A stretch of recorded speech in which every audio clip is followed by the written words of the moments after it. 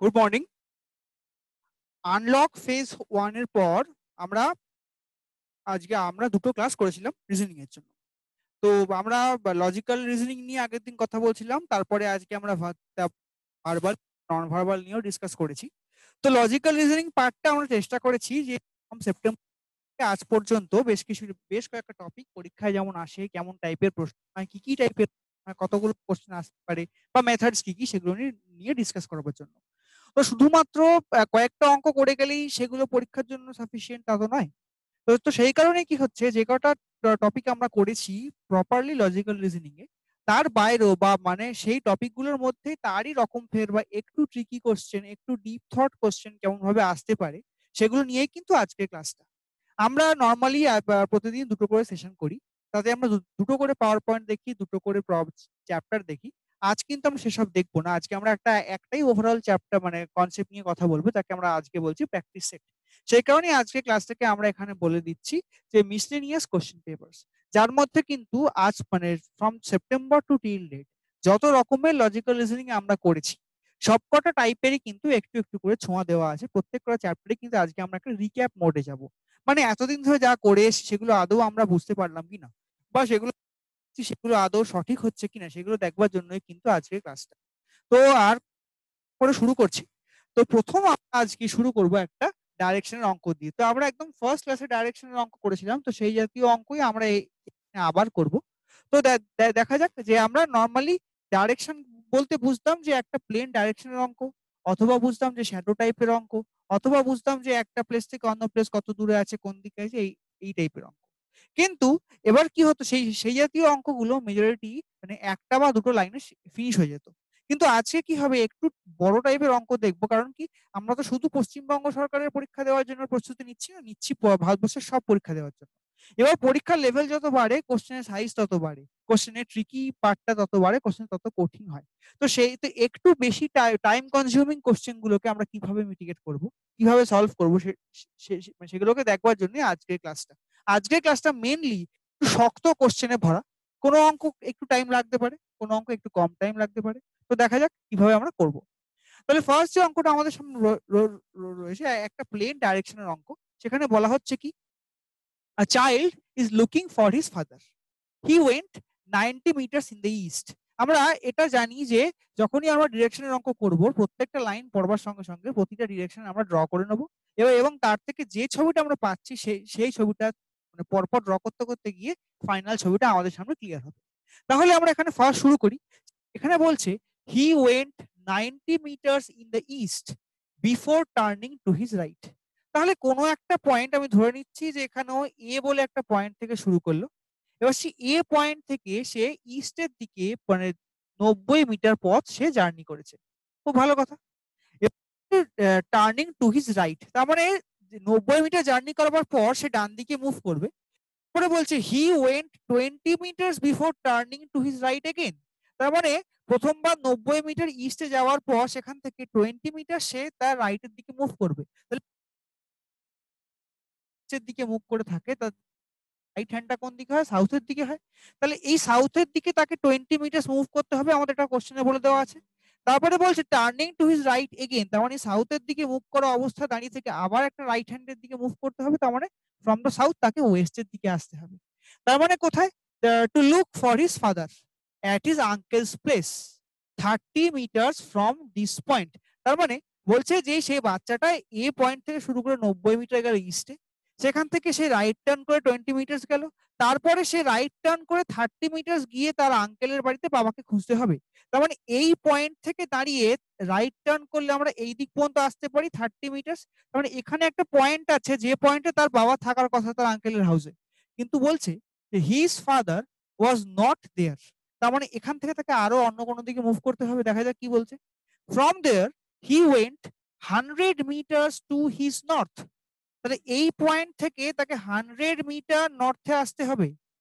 তার মানে এবার এখানে একটা ছোট্ট জিনিস আমরা দেখে নিই যে এই যে পার্টটা, এই এই চারটে আমাদের পয়েন্ট রয়েছে, চারটে পয়েন্ট কিন্তু একটা ক্লোজ ডোর সার্কিট তৈরি হয়ে গেছে।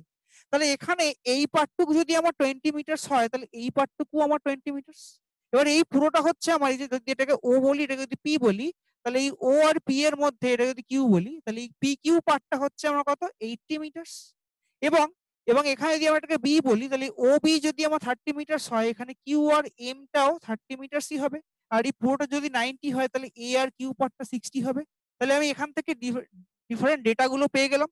এবারে বলছে he went 100 metre to his north, মানে এই পি পয়েন্ট, মানে 100 মিটার হেঁটে গিয়ে পি পয়েন্টে পৌঁছানোর পরে before meeting his father in a street, তার মানে এই পি পয়েন্টে পৌঁছলে একটা রাস্তা পাওয়া যাবে যেখানে তার বাবা বাচ্চাটির জন্য অপেক্ষা করছে, তার মানে এখানেই তার জার্নি ফিনিশড। এবারে প্রশ্ন করছে how far did the son meet his father from the starting point. Starting point কোনটা? স্টার্টিং পয়েন্ট হচ্ছে পয়েন্ট এ। পয়েন্ট বি এর ডিস্টেন্স আমাদেরকে জানতে চাইছে, তার মানে আমাদেরকে এই ডিস্টেন্সটা এপি টাকে জানতে হবে। তার মানে একটা কি পাচ্ছি, রাইট অ্যাঙ্গেল ট্রায়াঙ্গেল পাচ্ছি। কোনটা কোনটা ট্রায়াঙ্গেল পাচ্ছি? এ কিউ পি, এবং এ কিউ পি এর মধ্যে আমরা এবং পি কিউ জানি হচ্ছে 80। আমাদের হবে এ এবং পি কত। তো পিথাগোরাস থিওরেম অনুযায়ী এই যে আমাদের যদি এই হাইপোটেনিউস বা অতিভুজটাকে বের করতে হয়, তাহলে তার ফর্মুলা হচ্ছে যে AP is equals to root over of, এদিকে হচ্ছে A Q square plus P Q square. তাহলে এখানে এ কিউ স্কোয়ার মানে হচ্ছে গিয়ে 60 স্কোয়ার, এবং পি কিউ স্কোয়ার হচ্ছে এখানে 80। তার মানে এই দুটোকে যোগ করলে কত হয়? 10,000, মানে হচ্ছে কি 100। তার মানে তার মানে হচ্ছে স্টার্টিং পয়েন্ট থেকে বাচ্চাটি বাবা যেখানে দাঁড়িয়ে আছেন সেই ডিস্টেন্সটা হচ্ছে 100 মিটার। এইটা হচ্ছে আমাদের আনসার। মানে আমরা কিন্তু এটা কিন্তু প্লেন ডিরেকশনের অঙ্ক করলাম, মানে যা যা বলেছে তাই তাই করলাম, কিন্তু অঙ্কটা কি হবে, অনেকটা বড় লেন্থ আমাদেরকে কভার করতে হলে একটু টাইম কনজিউমিং। এবার এখানে একটা রাইট এবং একটা লেফট যদি গন্ডগোল হয়ে যায়, পুরো অঙ্কটা কিন্তু ফিনিশ হয়ে যাবে। এই কারণে এই অঙ্কটা এতটা ট্রিকি, যে অঙ্কগুলো আমরা আগের ক্লাসে কিন্তু এই টাইপের অঙ্ক কিন্তু করিনি। এটা ফার্স্ট টাইম। তাহলে এই অঙ্কটাকে আমরা আরেকবার রিক্যাপ করছি যে কি কি বলেছে বা কিভাবে করতে হবে। ফার্স্ট অফ অল বলছে a child is looking for his father. He went 90 meters in the east before turning to his right. তার মানে পয়েন্ট এ থেকে বাচ্চাটা 90 মিটার গেল কোন দিকে? ইস্টের দিকে।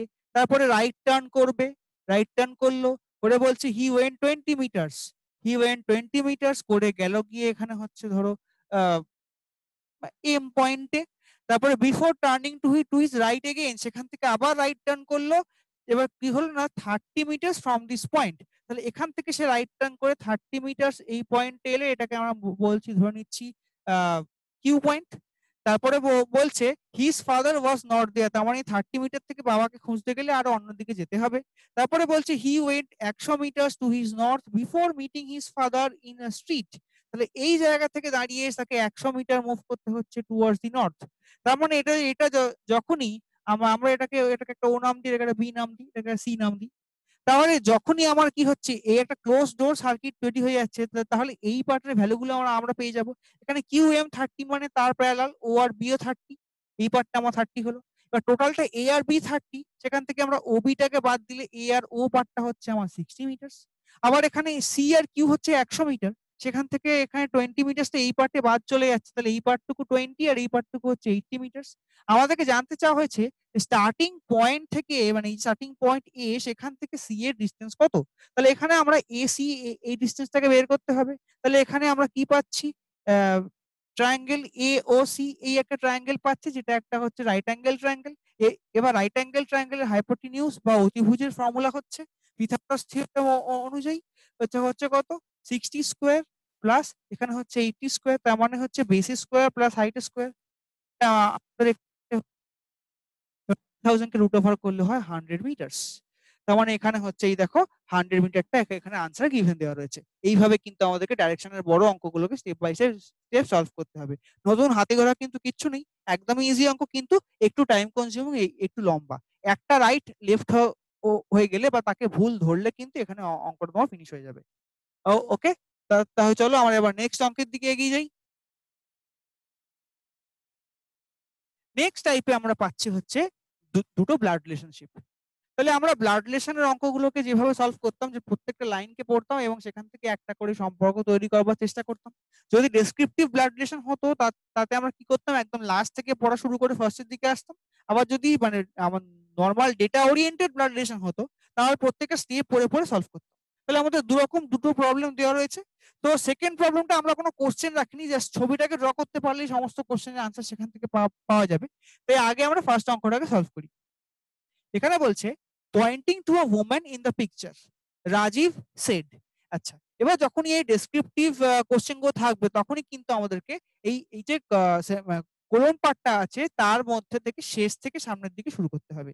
তাহলে এখানে রাজীব বলে একজনের কথা বলা হয়েছে। রাজীব বলছে মাই ওয়াইফ, এখানে লাস্টে মাই ওয়াইফ নিতে হবে, তেমন রাজীব হচ্ছে একজন ছেলে এবং তারপরে মাই ওয়াইফ কোনো একজন মহিলা এখানে রয়েছেন। তারপরে বলছে যে whose mother is my wife, তার মানে কারোর একটা মা হচ্ছে রাজীবের স্ত্রী। তার মানে কারোর একটা মা রাজীবের স্ত্রী, মানে এখানে এই ভদ্রমহিলা এবং রাজীব তাদের একজন কেউ রয়েছে, ছেলে কিংবা মেয়ে। কারণ দেখো এখানে ছেলে কিংবা মেয়ে কেন আমরা ডিনোট করতে পারছি না, এখানে গ্র্যান্ড চাইল্ড ওয়ার্ডটা উচ্চারণ করা আছে, গ্র্যান্ড সন বা গ্র্যান্ড ডটার নয়। তাই যতক্ষণ না এখানে এই ডেটাগুলোর মধ্যে গ্র্যান্ড সন বা গ্র্যান্ড ডটার উল্লেখ করে দেওয়া হবে ততক্ষণ কিন্তু কোন রকমের ডেটা বা কোন রকমের সঠিক জেন্ডার আমরা ডিনোট করব না, এটা কিন্তু আমাদের রুলে বলা ছিল। তাহলে এখানে বলছে দেখো grandchild whose mother is my wife, তার মানে কোনো একজন বাচ্চা যার মা হচ্ছে রাজীবের স্ত্রী। এই পর্যন্ত পার্টটা আমার কমপ্লিট।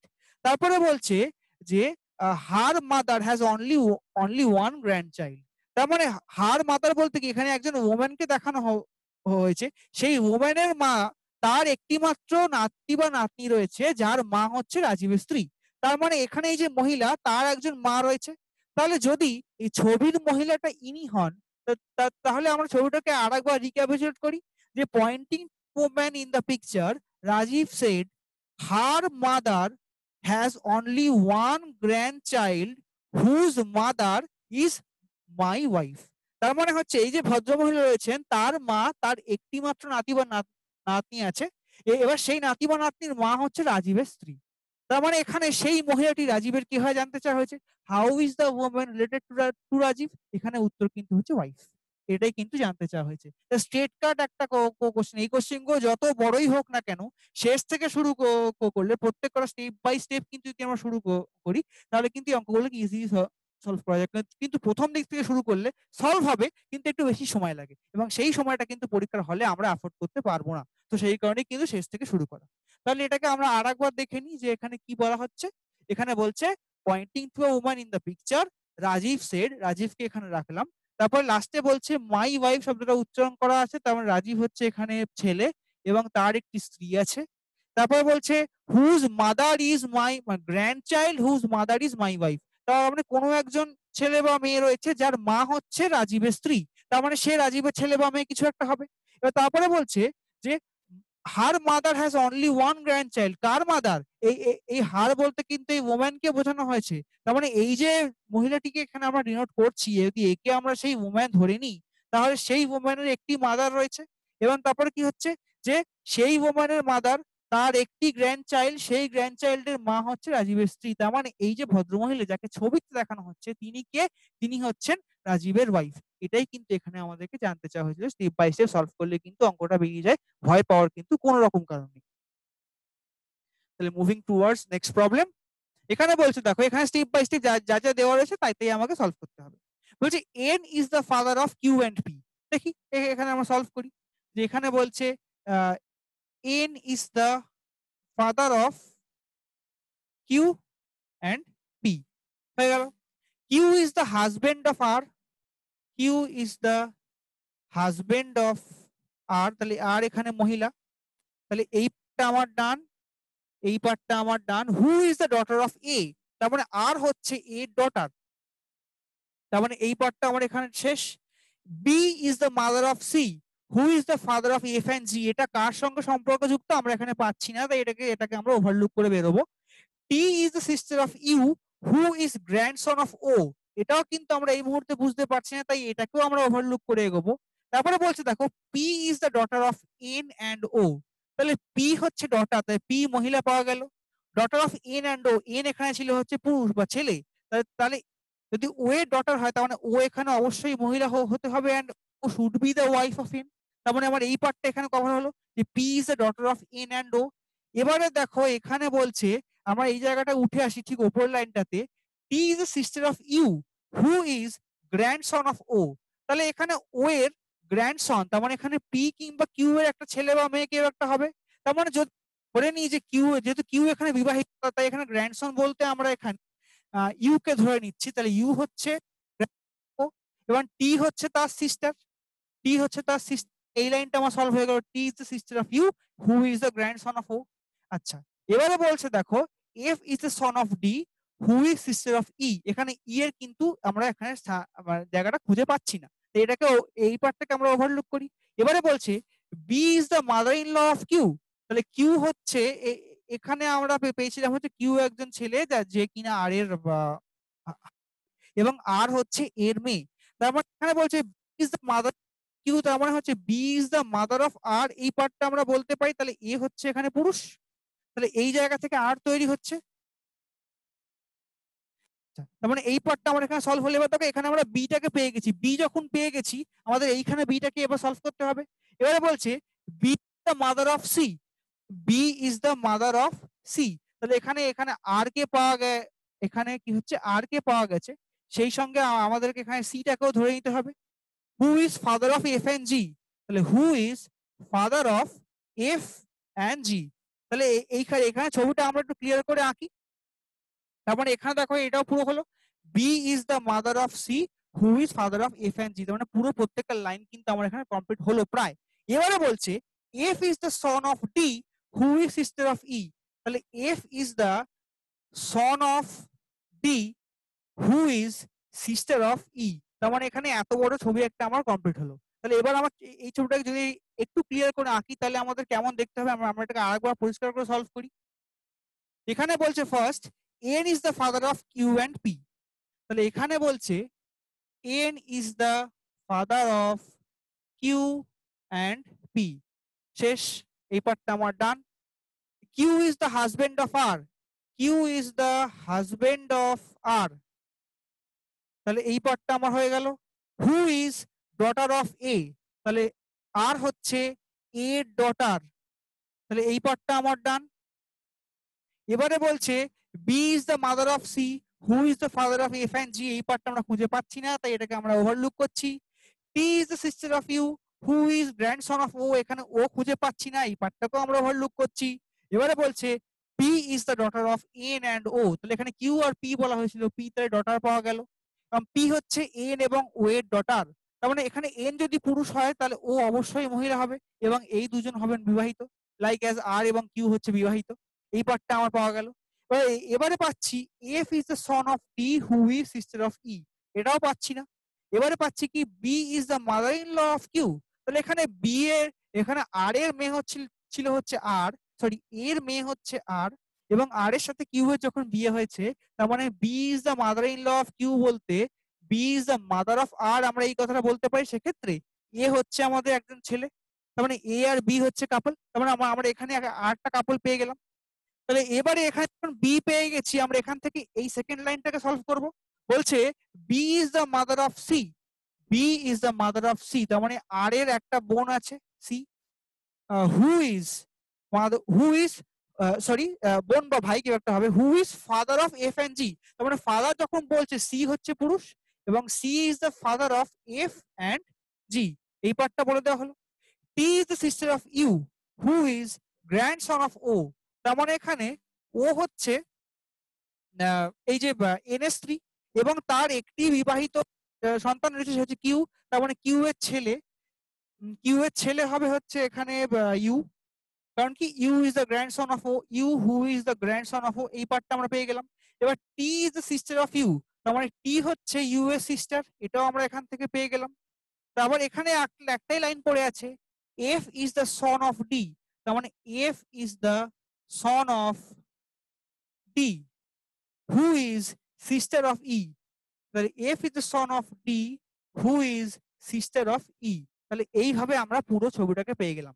তার মানে এখানে যদি আমাকে জানতে চাওয়া হয় যে জি এর জেন্ডার কি সেটাকে আমরা বলতে পারবো না, বা ই এর জেন্ডার কি সেটাকে আমরা বলতে পারবো না, কিন্তু বাকি প্রত্যেকটা নাম যে কটা এখানে রয়েছে এ বি এন ও তারপর D C R Q U F P T প্রত্যেকের কিন্তু জেন্ডারটাকে আমরা এখানে ডিসাইড করতে পেরেছি। তাই এইভাবে কিন্তু আমরা এখানে কেন ছবিটা দিইনি, জায়গাটা শর্ট বলে আমরা এখানে অন্য কোনো কোশ্চেন গুলো দিইনি, কিন্তু আমাদের গোটা ছবিটা পড়ে আমরা এই ছবিটাকে যদি প্রপারলি ড্র করে ফেলতে পারি, এর থেকে যা কোশ্চেন আসবে এই জাতীয় কোশ্চেনে জেনারেলি ব্যাংকের পরীক্ষাতে একটা IBPS pure question previous year থেকে এসেছে 2-3 বছর আগে। তো সেই জায়গা থেকে আমরা এখানে তুলেছি। তো তাতে 5খানা কোশ্চেন ছিল। তো মোটামুটি সবার হয়তো ধারণা আছে যে এরকম ব্লাড রিলেশনের কোশ্চেন যদি একটু সাইজে বড় হয় বা এগুলো আইবিপিএস বা পিএসসি যে মেইন লেভেলের পরীক্ষাগুলো হয় তাতে কিন্তু 3টে বা 5টা কোশ্চেন জানতে চাওয়া হয়। তো এটা সেই টাইপেরই কোশ্চেন। এখান থেকে তাহলে ছবিটা প্রপারলি ড্র করতে পারলে 5টা বা 3টে কোশ্চেন পরপর সলভ করতে পারা কিন্তু এমন কোনো ব্যাপার নয়। এটাই আমাকে মাথায় রাখতে হবে যে আমি কিন্তু যখন বড় বড় অঙ্কগুলো করবো একটু ঠান্ডা মাথায় করবো, তা থেকে কিন্তু এক শটে একটা লার্জ নাম্বার কিন্তু আমার হাতে উঠে আসবে। এটা কিন্তু মাথায় রাখতে হবে। ওকে, তাহলে এবার আমরা নেক্সট টপিকের দিকে বা নেক্সট কোশ্চেনের দিকে যাই, কি কি আছে দেখা যাক। আচ্ছা, এবারে আমরা পাচ্ছি একটা ডাইরেকশনের প্রবলেম। তাহলে এবার ডাইরেকশনের প্রবলেমগুলো সরি, এটা হচ্ছে একটা order ranking sequence test in a row of boys facing north. এবার দেখো এই যে রো গুলো থাকতো এগুলো আমরা জানতাম কি যে যদি আমাদের কিছু বলে না দেওয়া থাকে তাহলে কিন্তু আমাদেরকে ফেসিং নর্থ বাই ডিফল্ট ধরে নিতে হয়, কিন্তু যেহেতু এখানে বলে দেওয়া আছে ফেসিং নর্থ, সেই অনুপাতে কোনটা রাইট হ্যান্ড সাইড কোনটা লেফট হ্যান্ড সাইড এইটা কিন্তু হিসাব করতে সুবিধা হবে। তো সেই কারণে আমরা আগে দেখে নিই in a row of boys facing north, কারণ আমার যদি ফেসিং নর্থই হয় তার মানে এই দিকটা আমি যদি নিজেকে পুট করি তাহলে আমার লেফট হ্যান্ড সাইডটা হচ্ছে লেফট হ্যান্ড সাইড, আমার রাইট হ্যান্ড সাইডটা হচ্ছে রাইট হ্যান্ড সাইড, এইটা বলে দেওয়া আছে। এবারে বলছে A is 16th from the left, তার মানে যদি এ কে এখানে পুট করি তাহলে এর আগে থাকবে হচ্ছে 15 জন এবং এ হচ্ছে 16th। তারপরে বলছে C is 16th from the right, তাহলে A 16th from the left হয়ে গেল, C 16th from the right এবার করলাম, তার মানে সি এর ডান দিকেও 15 জন রয়েছে, সি কে বাদ দিতে সি হচ্ছে 16th রাইট। এবারে বলছে B who is 4th to the right of A, তাহলে বি কেও দিয়ে এখানে পুট করি, তাহলে বি এর আগে 3 জন রয়েছে এবং বি হচ্ছে 4th, এখানে 1 2 3 এবং বি হচ্ছে 4th এবং বি। এবার দেখো আমরা বারবার বলেছি হু থাকা মানে যার পাশে হু আছে তাকে বলবে, কিন্তু যদি হু না থাকে তাহলে কিন্তু লাইনের শুরুতে যে আছে তাকেই ডিনোট করা হচ্ছে, এখানে কিন্তু সেটাই হয়েছে। B who is 4th to the right of A comma দিয়ে is 5th to the left of C, এখানে কিন্তু এ ইজ মানে কিন্তু এ কে বলা হয়নি, এটা কিন্তু এই বিটাকেই বলা হচ্ছে, এটাই কিন্তু এখানকার ডাউটফুল কোশ্চেনটা ছিল। এইটা ভুল করলে কিন্তু অঙ্কটা ফিনিশড। এই জায়গায় এখানে দেখো বলা আছে মানে বি এ থেকে 4 নম্বর এবং কমা দিয়ে বলা আছে 5th to the left of C, মানে বি সি থেকে 5th to the left, A C এর সঙ্গে সম্পর্ক নেই কিন্তু। তাহলে এখানে বি যদি 5th to the left of C হয় তাহলে এই জায়গাটাতে 4টে লোককে আমি পুট করতেই পারি, তার মানে সি থেকে বি তে আসতে গেলে 4টে লোকের পরে গিয়ে 5 নম্বরটা হবে বি। এবার আমাকে জানতে চাওয়া হয়েছে how many boys are there in the row. এবারে এখানে কিন্তু গুনতিতে প্রচুর ভুল হয়, এখানে আমরা এবার আস্তে আস্তে গুনতে থাকি।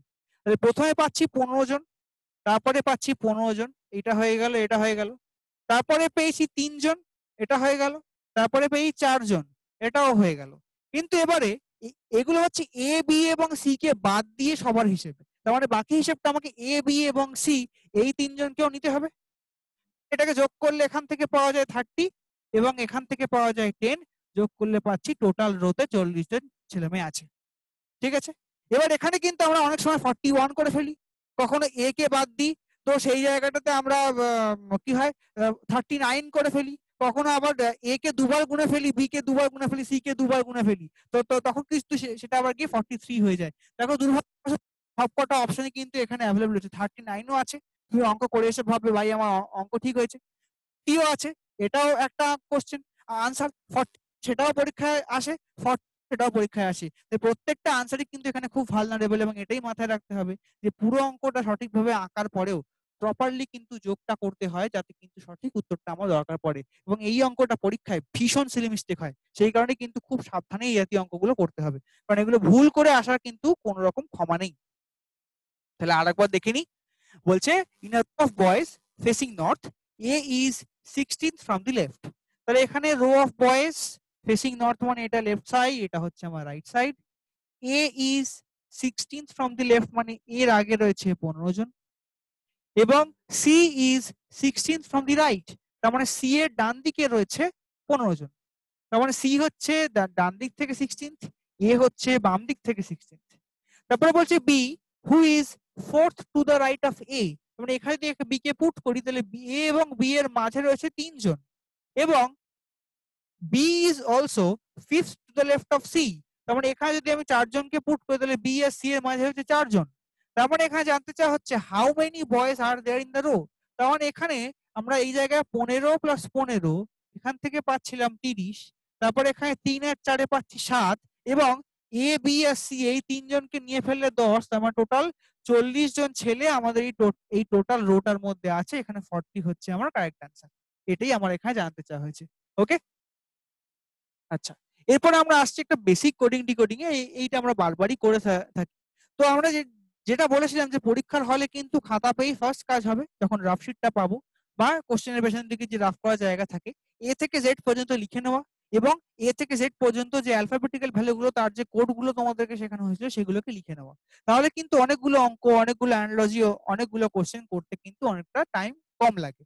তাহলে এইখানটাতে দাঁড়িয়ে আমরা যদি এইভাবে লিখি যে এখানে বলছে BEAT beat is equals to YVZG, তাহলে এখানে মাইল্ড এর কোড কি হবে এটাই জানতে চাওয়া হয়েছে। তো তাহলে এখানে যদি দেখো এ ঠিক উল্টো দিকে জেড হয়, যদি আমরা এটাকে এ বি সি ডি করে আপ টু এম পর্যন্ত লিখি, আবার এন থেকে আপ টু লিখে এই জায়গাটায় জেড ওয়াই এক্স ভি এইভাবে লিখতে থাকি, তাহলে কিন্তু এর ঠিক উল্টো দিকে জেড আসে, বি এর ঠিক উল্টো দিকে ওয়াই আসে, ই এর ঠিক উল্টো দিকে সরি এটা ডাব্লিউ হবে, তারপরে ভি, এখানে এখানে ই এর ঠিক উল্টো দিকে ভি আসে, এবং টি এর ঠিক উল্টো দিকে জি আসে। তার মানে কি হচ্ছে, অ্যালফাবেটটাকে যদি আমরা জাস্ট নিয়ম মাফিক সাজিয়ে লিখি, তাহলে প্রথম থেকে শেষ পর্যন্ত উল্টে দেওয়া হয়, তাহলে এ এর ঠিক উল্টো দিকে জেড, বি এর ঠিক উল্টো দিকে ওয়াই, সি এর ঠিক উল্টো দিকে এস, এবং এম এর ঠিক উল্টো দিকে এন, এই টাইপের আমাদের আনসার গুলো পাওয়া যায়। এবং সেই লজিকের উপরই ভর করে কিন্তু আমাদেরকে এই কোশ্চেন গুলো করা হয়েছিল। তাহলে এবার এই লজিকটা এখান থেকে ক্লিয়ার। তার মানে বুঝতেই পারছি যে জাস্ট অ্যালফাবেটের ভ্যালুগুলোকে উল্টো করে লিখলে কেমন দেখতে হয়, কি কি আছে সেগুলো কিন্তু আমরা এখানে জানতে চাওয়া হয়েছে। তাহলে এখানে এম এর ঠিক উল্টো দিকে আসবে এন। এবার সবসময় কি করবে বলতো, একটা কাজ করবে, যখনই ছোট অঙ্ক হবে বা 4টে বা 6টার আনসার থাকবে, তখনই প্রথমটা এবং শেষটাকে করে নেবে। তাহলে কি হবে, আমাদের আনসার গুলোকে এলিমিনেট করতে অনেক ক্ষেত্রে সুবিধা হয়, দেখবে অনেকগুলো আনসার ওখানেই বাদ চলে যায়। তাহলে এখানে ডি এর ঠিক উল্টো দিকে কি আসে, ডি এর ঠিক উল্টো দিকে ডাব্লিউ আসে। তাহলে এন দিয়ে শুরু, ডাব্লিউ দিয়ে শেষ, এরকম কোশ্চেন এরকম অপশন কটা আছে, একটাই আছে, বাকিটা আর করবার দরকার নেই। তার মানে এখানেই কি হলো, এবার এখানে কি হতে পারে, তো এন ও আর ডব্লিউ থাকতে পারতো, তার মানে আমার এখানে দুটো অপশন বাদ চলে যেত ম্যাক্সিমাম কেসে। এবার সেই দুখানার মধ্যে আমাদেরকে ডিল করতে হতো। মানে এইভাবে অঙ্কগুলো করে করে ছোট করে আনতে পারবে, নাম্বার অফ অপশন যত ছোট হবে তোমার ঠিক করে ফেলার প্রবাবিলিটি তত বাড়বে। এই জায়গাটা কিন্তু মাথায় রাখাটা জরুরি খুব। ঠিক আছে, তাহলে আমাদের এই অঙ্কটাও এখান থেকে সলভ হলে এটা আনসার হচ্ছে অপশন ডি, এন আর ও ডব্লিউ। ওকে, তাহলে moving forward to next problem.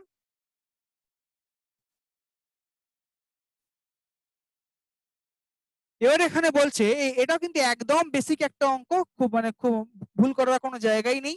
তো এখানে আমাকে জাস্ট যেমন দেওয়া হয়েছে তেমন তেমন দেখে সলভ করতে হবে। অনেক সময় অঙ্ক দেখে মনে হয় যে প্রচুর উল্টোপাল্টা করে দিয়েছে, প্রচুর কিছু গন্ডগোল হয়েছে।